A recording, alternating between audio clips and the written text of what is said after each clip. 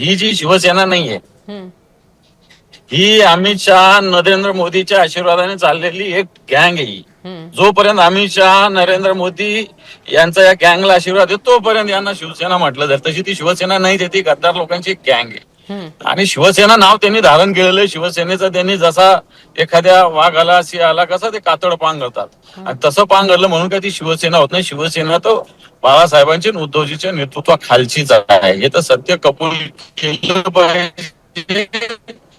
हे चालतं, हे वाघातल्या पिंजऱ्यासारखं चालतं, पिंजऱ्यातल्या वाघासारखं चालतात. अमित शहाने सांगितलं उठ तर उठायचं, अमित शहाने सांगितलं बस तर बसायचं.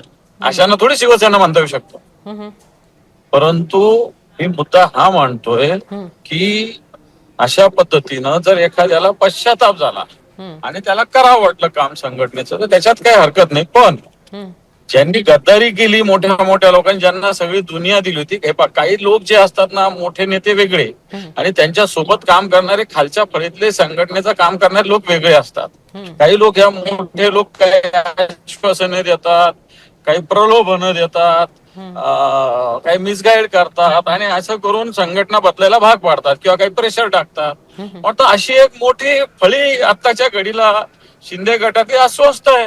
कित्येक लोक मोठ्या प्रमाणावर भरती केली, जशी भरती होती तशी भरती केली त्यांनी, पण या भरतीचं करायचं काय? संघटना म्हणून तिथं कुठे? तिथं तर गँग आहे, टेंडर काढणारी कंपनी आहे, टेंडर स्वीकारणारी कंपनी आहे, पैसे गोळा करणारी कंपनी. बाकी काय करतं तिथं? संघटना म्हणून, विचार म्हणून, या महाराष्ट्राचा स्वाभिमान म्हणून तर उद्धवजी ठाकरे साहेबांच्या नेतृत्वाखाली शिवसेनाच काम करते ना.